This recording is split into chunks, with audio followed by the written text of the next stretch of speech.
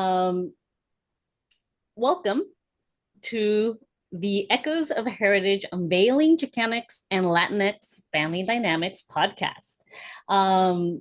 This semester, the students of Professor Mario Alberto Obando's Chicano Studies class at Cal State Fullerton was given an assignment to produce and publish a podcast discussing the central themes of the class.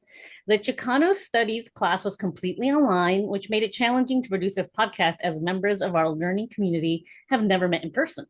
Each of our 4 segments will feature a collaborative discussion between the members of our learning community based on the research we have conducted throughout the semester. The aim of the class is to explore Chicanx and Latinx families through the lens of storytelling, emotive histories, labor and gender, gender variance and sexuality, and Central American undocumented migration. So the first segment will detail how the class participation activities with our learning communities and listening to examples of recorded podcasts help us to prepare for our own podcast recording. In the second segment, we will discuss how understanding of Chicanx and Latinx families and how they and their communities are formed. Segment 3 will have us discuss how a history of gender, labor, and structural violence is critical to understanding the dynamics of Chicanx and Latinx families, how they live, love, thrive, and sometimes fail. Segment 4 will focus on sexuality and how genderqueer and queer Latinx individuals and families endure violence, and how practices that allow genderqueer and queer Latinx families survive and thrive. So once again, I'd like to welcome you to the Echoes of Heritage Unveiling Chicanx and Latinx Family Dynamics podcast. My name is Anna Jones. I would love to have the members of my learning community introduce themselves, first of all.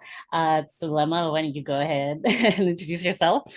Hi, my name is Sulema Kiwa, and I'm glad to be part of this podcast today. Nice to see you too. Okay, and Nikki, I think you can go ahead and introduce yourself.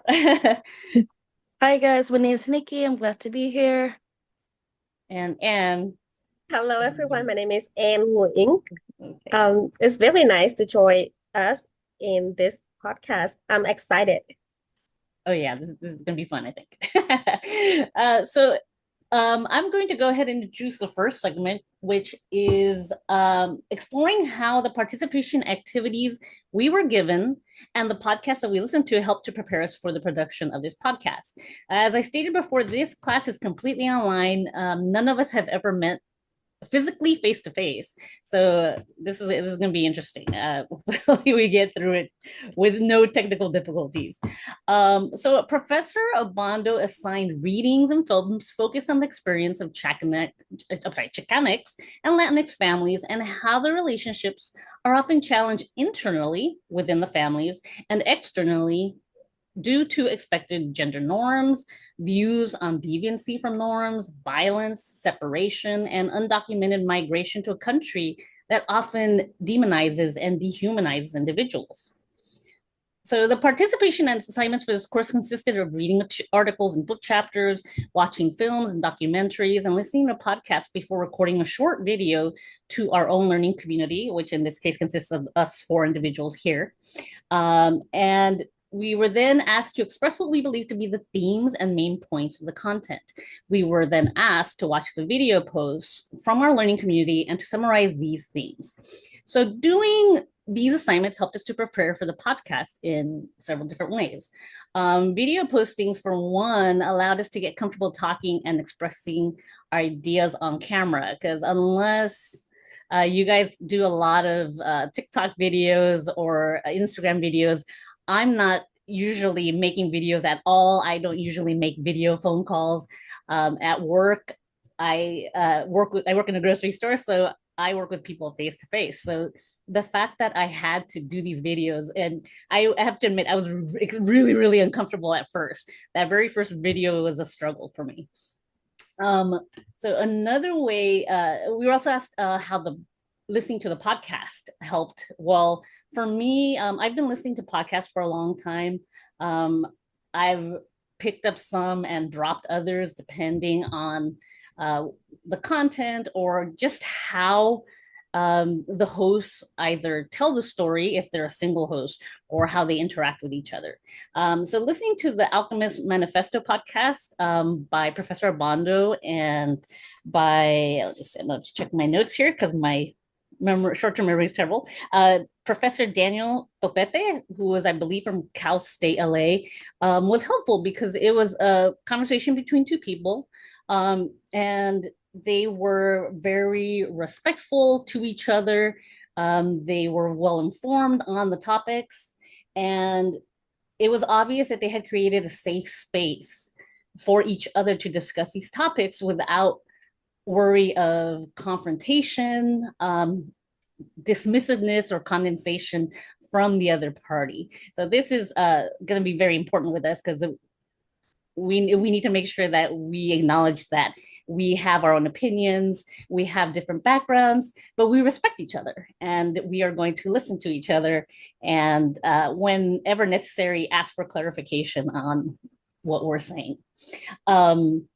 So that's some of the things I've taken away from this. So I lost some of my notes. So I'm sorry, was it Nikki or Tlema? One of you was in charge of segment 2, I think. We should probably just go in order and you guys can go ahead and talk about what you think about how the assignments and listening to the podcast helped you prepare. Ian? Oh, yeah. So me, yeah. yes. So I believe that this question is about how our participation and interaction in the learning community prepared us for this podcast project. So I think what the professor said from the beginning of this course was true. Participation in our learning community has prepared us, I hope, well, for the podcast project. Recording and sharing weekly videos help me articulate my thoughts clearly and connect with classmates, especially with you guys, making me more comfortable speaking and sharing ideas. You all know that English is not my first language, so I have to get out of my comfort zone. It's kind of challenge, but I like it. I hope you all like it. So interacting with classmates, videos, and giving feedback help me understand different perspectives, such as Zulema's insights on gender roles in Chicanx families, enriching my knowledge for podcast discussion. So from the podcast module, we learned some useful strategies like effective storytelling to make our discussion engaging and relatable, ethical consideration to approach topics with respect, and collaborative dialogue to ensure that everyone's voice is heard. So I hope that this experience and lessons have equipped us to create an insightful and respectful podcast on Chicanx and Latinx families. Thank you. Perfect. All right. And Zulema. Yes. Okay. So going back to what Anna was saying, I'm a server, so I deal with people firsthand too, and I tend to get a little shy behind a camera. So this has been like very challenging, but I love it. I love to step out of my comfort zone. So I believe how the professor had set up the modules really helped us engage with one another, having the weekly reflections of having to constantly go back to see what we were taking away from the courses entirely was really helpful. And it made us express how we can open our minds just a little, just because like we had stated before, we all do come from different backgrounds and have different perspectives of what we're perceiving. So I think that the weekly reflections really helped us entirely to be prepared for this podcast and give one another the chance to speak. It definitely gave us an idea to continue on with the material as well entirely, as the professor did that for us to be prepared for this. So that's a little props to him. So definitely, I want to say something that was really helpful too was the archetypes of pain, mythologies of care, the caring for the gold and diamonds in 1992 notes of Al Moreno. A quote that I had taken away from that I thought was really helpful was the urgency and vitality of methods of archiving, and caring for the stories of indigenous Chicano slash O and or Latina slash O elders reframes the meta narratives of the past as tangent and the compliment. Oh, excuse me, long words. The compliment lies and positions us in the ethics of intimacy with the past and present, life giving and energizing. So, entirely that just wraps around to us hearing one another and engaging with the different echoes as our title proposes of stories among the whole course. All right. So we get to understand the weekly assignments by listening to each other's perspective on the concepts, and then that helped me understand the courses more. So like I like how like we all have different perspectives. And then the participation activities and interaction prepares us for the podcast by giving us space to think about the complexities of Chicanx and Latinx families and communal formations. Also, I was shy too during the first video. I felt like I did open up more, but now I'm feeling it again. I feel shy again as we're doing the podcast. Let's see. Also, I feel like the main goal here is to have a collaborative environment for teaching and learning. And like everything that we did for the class help us dive deeper into understanding the complexities of Latinx families by like learning about the labor exploitation, racism, familial storytelling, emotive, the Bracero familial histories, the strike, the gender variance, queer Latinx families, and undocumented parenting. So everything that we've been learning, it's yeah. Yeah, it's kind of just like built on top of each other. Yes. Yeah, definitely for sure. All right. So I think so far we're doing pretty well. So and I believe we can go ahead and move on to segment number 2, which I believe you will be introducing. So whenever you're ready, go ahead. Yes. Thank you, everyone. So moving forward to segment number 2, the question is, how does our course allow us to articulate a nuanced, complex, and diverse understanding of Chicanx and Latinx family, familial, and communal formations? So for me, yes, our course has given us a nuanced understanding of Chicanx and Latinx family. We learned the importance of storytelling in maintaining cultural identity. On week 2, Professor Obando said that our ancestral connections and sense of belonging can help us challenge and rethink our assumptions about our current reality. It allows us to connect this land with community, with family, though not thinking of ancestor as romanticized dead, but actually living entities in our day-to-day lives. So I believe that you all remember the reading archive of Penn. It's very interesting. It shows how preserving family memories can help Latinx individuals resist negative stereotypes and connect deeply with their cultural and family history. By treating these stories with care and respect, we can find pride and strength in their heritage. So this really inspired me to reflect on my own family's history of Vietnamese immigrants and plan to preserve it for the future generation.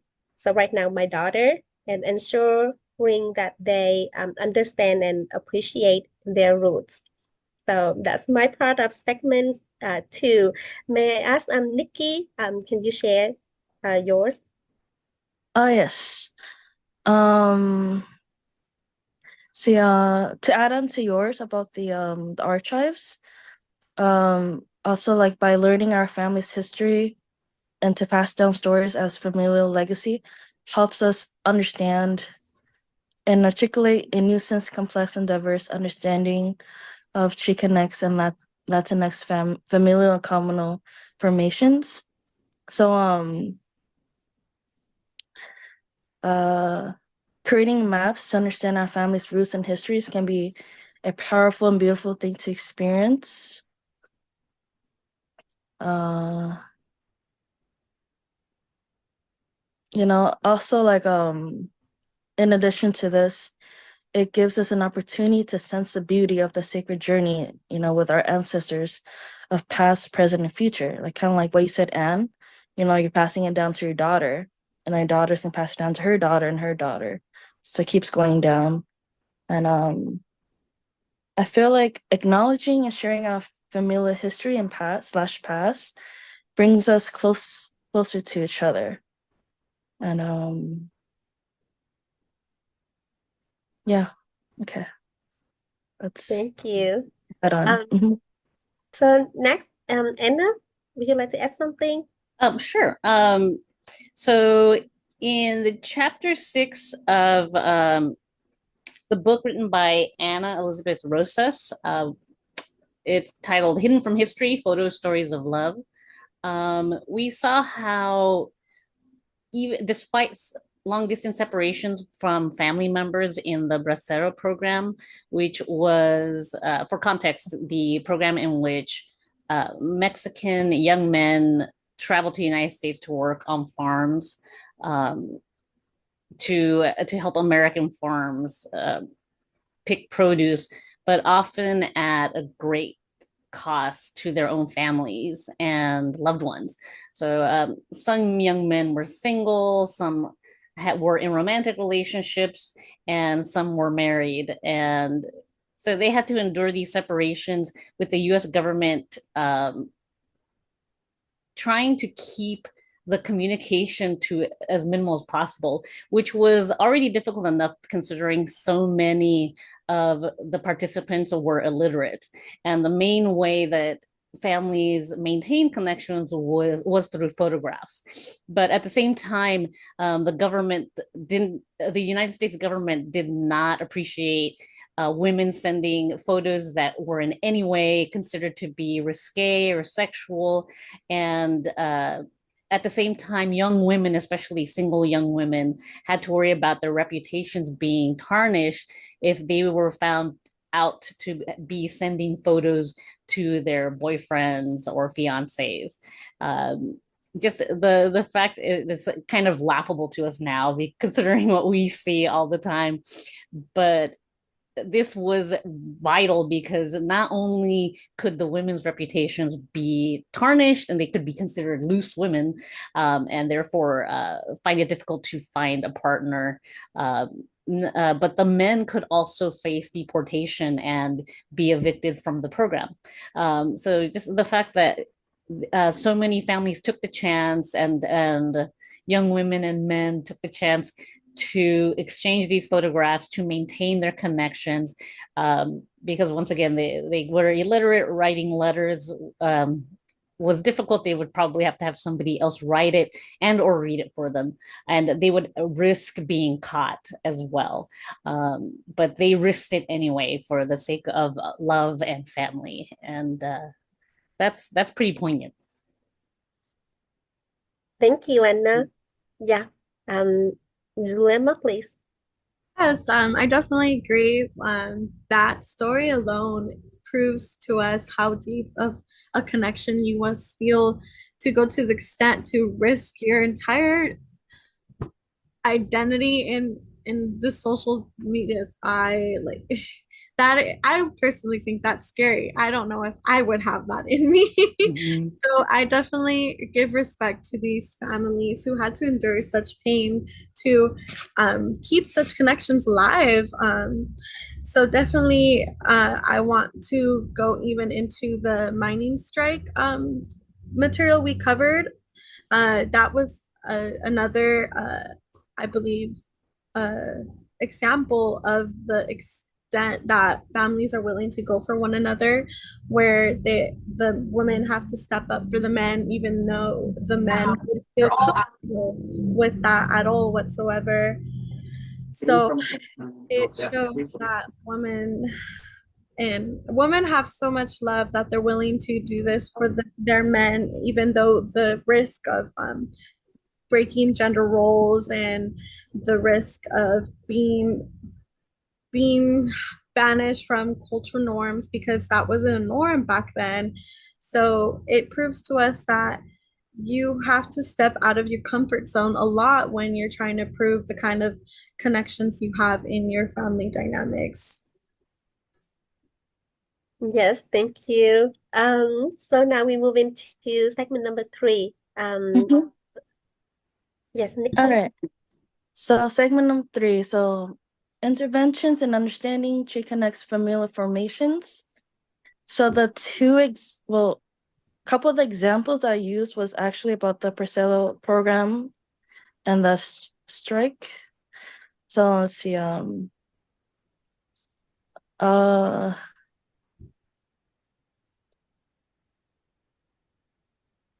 So the Bracero program can create familial separation as well as economic exploitation. The program had no intention of supporting workers. A lot of men suffered due to work conditions, environment conditions, low wages, and exploitation. Some young women were expected to have a chaperone by their side when they were taken send photos. It was their responsibility to not arouse the suspicion of the U.S. and Mexican government authorities. These young women could not afford to have their photographs be misinterpreted. Photos were risky, but it was a way to have connection and to prove to themselves that love is still there. Despite the challenges that the families faced during the Priscilla program, they were able to persevere with the power of love. Okay. All right. That's it from me. Who's next? I'll go next, I guess. Okay, so the one thing we have to take into account is that violence doesn't have to be physical, it can also be emotional or psychological. So the fact that during the Bracero program that the families were separated for a large part of a year, often for many years at a time, was traumatic for both the males participating in the program and the families left behind. So, girlfriends, wives, children, a lot of children grew up barely knowing their fathers, unfortunately. And not only was that the mistreatment that the men faced, they were treated like cattle. Um, they were disposable. If someone got hurt or killed, the families were very rarely compensated in any way. And they were just replaced with someone else who was willing to do the work.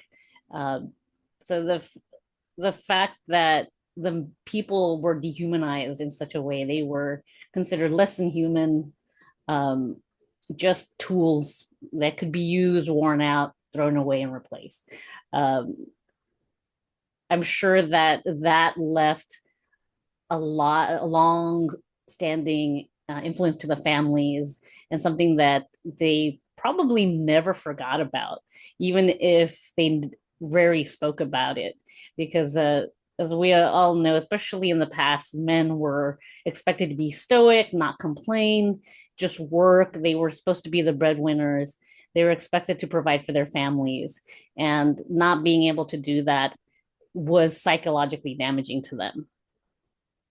Yeah, thank you. I would like to add here the role of women um, of the pastoral program. So actually, this is kind of new information to me when I think about um, collecting cotton. So we already learned that the colored people, the black people, come to the U.S. And collect cotton, but now I know that there's a pastoral program. And um, so women had to manage households and sometimes fight work, showcasing their resilience and highlighting the gendered impact of labor uh, migration. So this separation from the man and the family affect and alter family dynamic as we did discuss this in our readings and class. So I would like to say that the absence of men lead to significant shifts in gender roles. Women took on new responsibilities, including financial management and community leadership, challenging existing gender norms. This shift exposed women to new forms of structural violence, such as economic hardship and social scrutiny. We also examine the exploitative labor that you all talk about, um, not only affect the workers, but also affect their families. So, yeah, these exploitative conditions underscore the intersection of labor and structural violence as family dealt with instability and uncertainty. So that's my part for this segment. Thank you. So Julema. All right, thank you. So yeah, it's definitely going into gender roles being challenged, labor rights being addressed, police abuse too. We get a little glimpse of that in the Cinco Miners film we watched, where the police officers thought they had the right to go behind the scenes and abuse these strikers. And we get a lot of domestic abuse from the families where the men don't want their wives to participate in their shoes. So there's a lot of closed doors. Domestic abuse. I'm sure happened in that time. Um, so it was really challenging for these families to struggle with all that combined, and it pushed a lot of old ways out, going into what Anne was saying, that it really brought up the woman movement. And from the film, we get a glimpse of that. We have Ramon getting angry at his wife and trying to force her to not participate in the strike. And we see what is the history of male authority in that moment. But his wife refusing and fights back and saying that that's something of the past and that he couldn't have that authority over her anymore. So we see her embracing the power she now has had a taste of. So these women are now stepping up for themselves, knowing that they have the ability to do what the men can do for them too. So that was a really good, I think, positive movement in that direction. But I do think that the Forcero program and the Cinco Miners were challenging in history for these families. All right. Any other input for that? I think we're good. Okay. So going into segment 4, that would be the sexuality in families. Oh, you can go ahead. Oh, okay. Sorry, I had my smart speaker connected and it was talking to me. I'm like, shut up. I unplugged it. It's good. All right. So, what I had said for this segment is gender and sexuality have risen many challenges and pushed many families to endure such hardships found in common typical Latinx families. Going into the material, I thought that proved my case very well was the story of the San Antonio Four. In the film, we followed the story of four women who were wrongfully convicted into having taken part of sexually abusing two young girls, all because they were who they were in a time where no one seemed to think being gay was right. It was stated that the whole community at the time had hatred for those who were gay, especially because of the whole movement of satanic rituals being pushed together with those who were gay. In the Cuevas introduction, it was stated that these women were advised by the lawyers to be dressed in dresses to look more feminine. This would perhaps sway the community into thinking they were not lesbian. Why would it have mattered if they were lesbian or not if it had something? But it did at the end. It had unfortunately persuade the jury to think otherwise. The information was biased to begin with by the community, so no one can imagine the kinds of emotions it had the people feeling when they heard such allegations from these women, along with what conspired in their heads. These four women had to push for their innocence and face such challenges from their community and themselves. The community, having had turned their backs to them, serving time for a crime that had not even occurred, this proving that being a lesbian woman in this specific time was not easy. At the end, after such a long battle, these four women were free and given a clean slate. Although they did not make them forget what they have learned throughout those years, these girls thankfully had each other and their families who had not given up on them. They helped them keep fighting throughout the entire process. In Cueva's introduction, we get a proper term for such hardships when it comes to gender and sexuality. She states that this is called the post-borderland. She defines it as the site where gender variance pushes beyond the known frame of meaning and reformulating the potential of slash for the Chicanx families. All right. I have something to add on to yours. So like even also like even though there was evidence to cover their alibi, they're still found guilty. They also mentioned how like the woman's conflicting work schedule proved that they couldn't have been there at the time of the rape, yet they were still convicted. There's also a time where Ramirez wasn't being taken seriously when she explained to her attorney about how the young girl's father may have been involved because she rebuffed sexual advances. And then one of the jurors was a preacher who was against homosexuality. And then it was also hard to find jurors who weren't homophobic.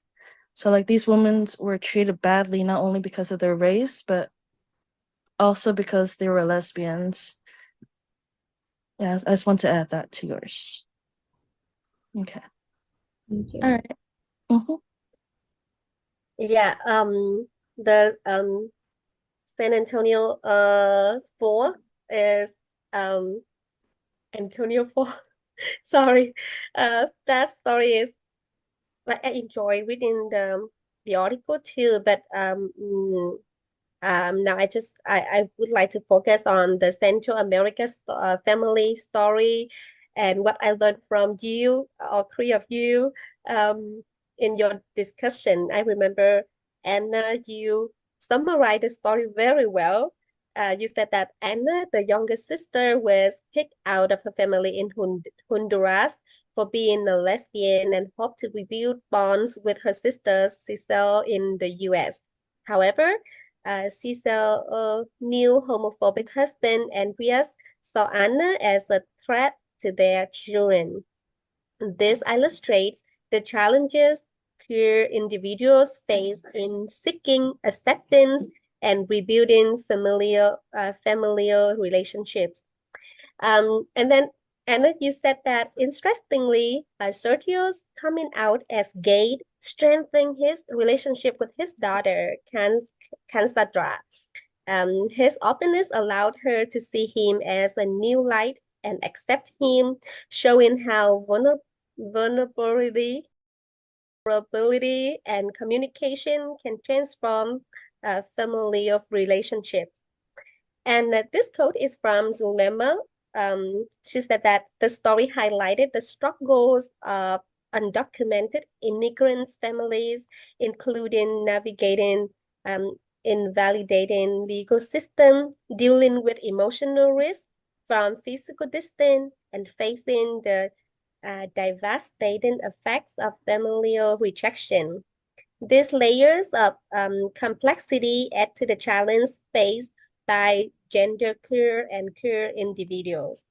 And from Nikki, I learned a lot from you too. The way that you make things very clear and short and straight to the point. I love that too.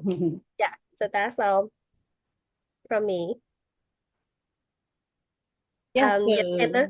yeah, once again, as Anne pointed out, it was really interesting how Anna in the review of the story, she was not only kicked out by her birth family, she was also kicked out by her chosen family that she had formed by immigrating to the United States, joining with her sister and brother-in-law, and helping to raise her nieces and nephews. And once again, the juxtaposition of the consequences for being a queer woman versus the consequences of being a queer man. Anna was separated from her nieces and nephews, who she loved more than anything, and her sister. Meanwhile, Sergio, the father of her nieces and nephews, became closer with his children. Uh, so he lost a wife because he came out as gay. So he was obviously not happy being married to a woman. But he still ended up winning, whereas Anna ended up completely alone with no family, birth family or chosen family or otherwise. She was alone. She ended up having to struggle to find a place to live. She lost not only her family, she lost her home twice because she was kicked out of her home in Honduras with her birth family and kicked out of her home again that she shared with her sister. And just the gender disparity is just striking, because they were all undocumented, uh, and they were all working menial jobs. She was basically there to help her sister raise the children so that her sister Cecile and Sergio could work more, and because they were undocumented, they had to work menial jobs, low paying jobs to support their families. So yeah, just I had to point out the gender disparity on that. Although being male and queer doesn't shield you completely from consequences, as we saw in the article. Where did I put my notes here? I lost my note, I think. There we go. The article, You Just Don't Know How Much He Meant. Deviancy, Death, and the Evaluation. And I wrote the author down. It was Liz something. Shoot, I wrote it down and I lost it. Lisa Katsu? I'm sorry? Lisa Katsu? Oh, yeah, that's her. When her cousin passed away, her male cousin, in a car accident in which he was riding with three of his friends and two of his other friends were killed.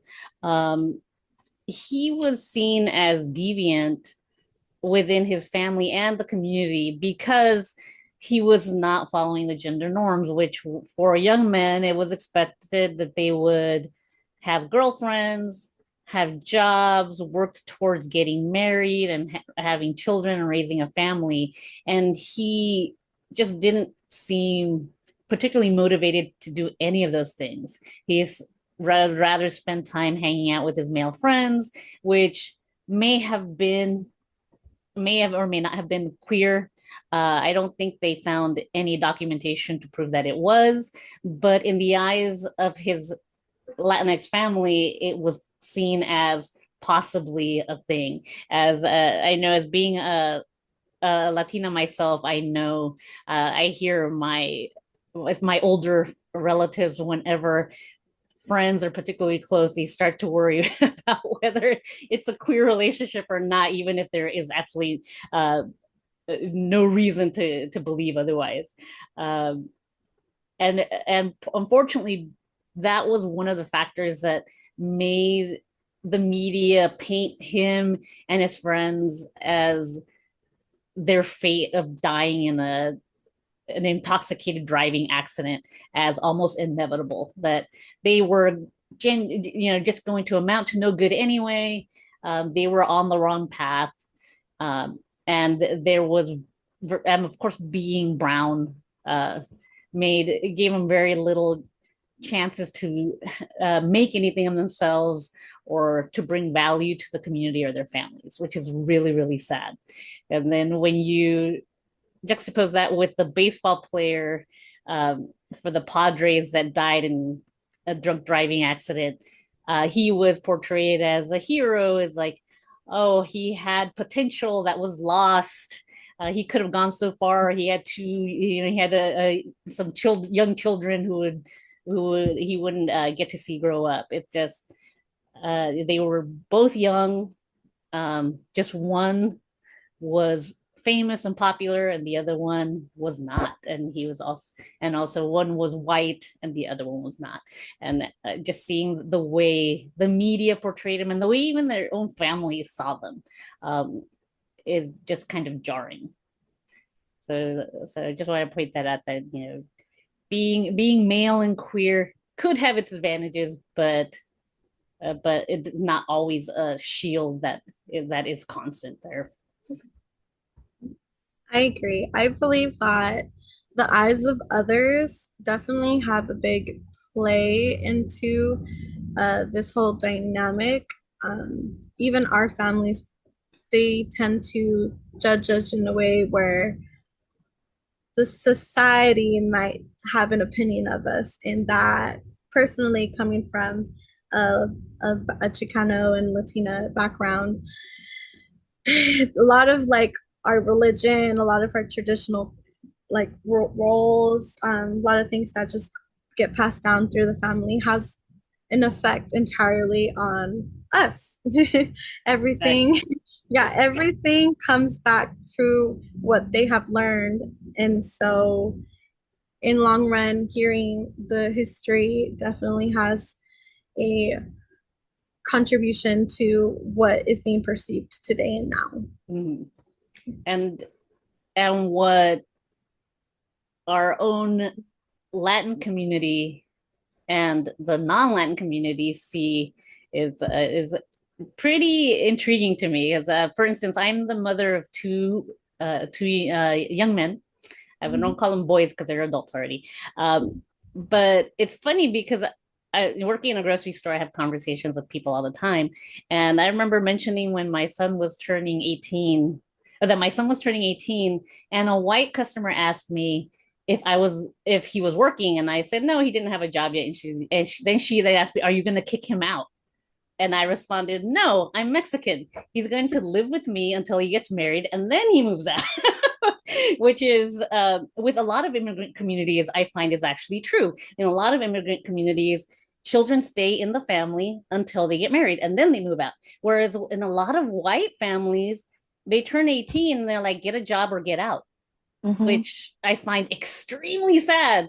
But I also point this out because I believe the fact that we're so close knit and we depend on each other so much is one of the reasons why we continue to survive and to thrive, because we depend on each other and we help each other. We don't just say, okay, well, you're an adult and you're useless to me, so get out. It's like we do see value in each other, whether we're contributing financially or not. We see more than that. And the fact that some people don't see that in their own family is kind of sad, really. But is a major difference I find between immigrant, not just Latino, but a lot of immigrant communities and non-immigrant communities. Yeah, it's interesting that we have two of you in our group is what should I say, Latina? Uh-huh. Yeah, and two of us is Vietnamese American. Yeah. Nikki, you're Vietnamese, right? Yeah, I'm Um, Vietnamese too, yeah. Mhm. yeah, and the Vietnamese American, we young adults stayed with family until they married. Yeah. Do you Mhm. agree? Yeah, yeah, the Vietnamese people too. So sometimes this is what I wrote in my final paper. I said that sometimes I feel a bit jealous of you too, Zuema and Anna, of your firsthand insight, your experience and understanding about the course. But I uh thank you. I'm grateful that uh when I listen to your experience and understanding it it helped my learning. Yeah. So I love that. Oh yeah, Um and at the same time though, I often feel we have well, I mean, as it's true with anyone, we really have more in common than we have that's different, and that includes as individuals and as within our families. I truly believe that, and I think that is what is going to unite us no matter what happens. Mhm. Yeah, yeah. I feel like, oh, sorry. Mhm. Well, um, it goes to show like how important families are. And like even for me, I'm still at home living with my parents, even though I'm like I just turned 28 recently. And like for me it feels normal, like to Mhm. live with my family. And like because I remember in high school, one of my teacher, she's white. So she's like, oh, right when her son turns 18, she kicks him out. And at that time I thought it was normal, but now like as I'm getting older, I'm like, whoa, like that's pretty sad. Yeah. Because like in this economy, like how can an 18-year-old survive, you know? Yeah. It's yeah. Yeah, like the Uh, economy now versus even like 20 years ago is completely different, and it's almost impossible for anyone to get by on their own mhm. unless they are born into a rich family. Oh yeah. Yeah.